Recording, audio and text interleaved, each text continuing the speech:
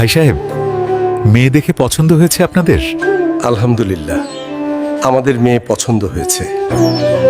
তাহলে আগামী মাসের 1 তারিখে শুভ কাজটা করে ফেলবো, কি বলেন ভাই সাহেব?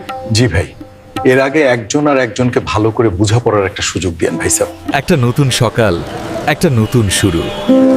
চারপাশে গুঞ্জরিত হয় শুধু আমাদের হাসি আর গল্পের আওয়াজ। কয়েকদিন পর আমাদের বিয়ে হবে, তাই না? চলো আমরা এখনই স্বামী স্ত্রীর মতো এনজয় করি। এই কাজ বিয়ের আগে করা ভালো নয় সোনা, আমার ভয় হয়। ভয়ের কোনো কারণ নেই, আমি ফিদার মতো একটু ছোঁয়াবো মাত্র। দেখো, আবার ফিদার মতো লুচ্চামি করে ছুঁড়ে ফেলে দিবে না তো? না না, আমার সোনা, আমি লুচ্চা ফিদা নই। ঠিক আছে, চলো। মা মা আমি এই মেয়েকে বিয়ে করব না, মেয়ে তুই অসৎ। এই পর্যন্ত ছয়টি মেয়ে দেখলি, সব একই সমস্যা। তোর কপালে কি যেন জুতে, উপরওয়ালা জানে। আমরা তো কয়েকদিন পরেই বিয়ে করব। বিয়ের পর জামাই বউ যা করে চলো তা চলো এখনই করি। বিয়ের আগে এইসব করা যাবে না, আগে বিয়ে হোক তারপর। বাবা, আমি এই মেয়েকেই বিয়ে করব। আলহামদুলিল্লাহ। তুমি কেন বিয়ের আগে এসব করনি?